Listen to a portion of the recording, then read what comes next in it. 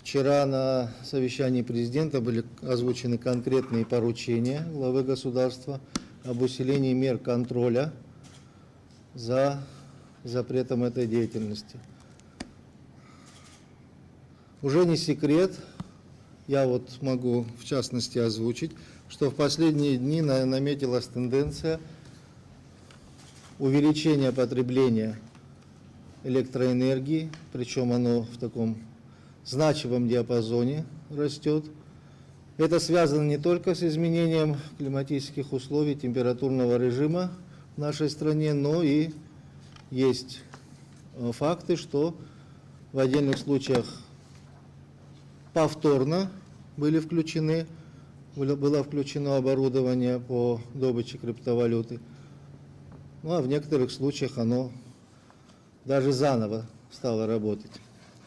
Поэтому хочу сразу же обратить внимание и глав районов, и города Сухум, и ответственных должностных лиц на неукоснительное соблюдение требований постановления правительства о запрете размещения и хранения, прежде всего,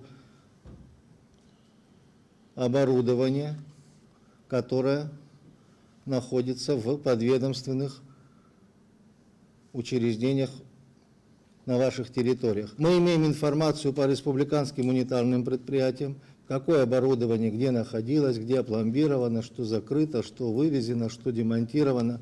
Аналогичная ситуация должна и быть по МУПам.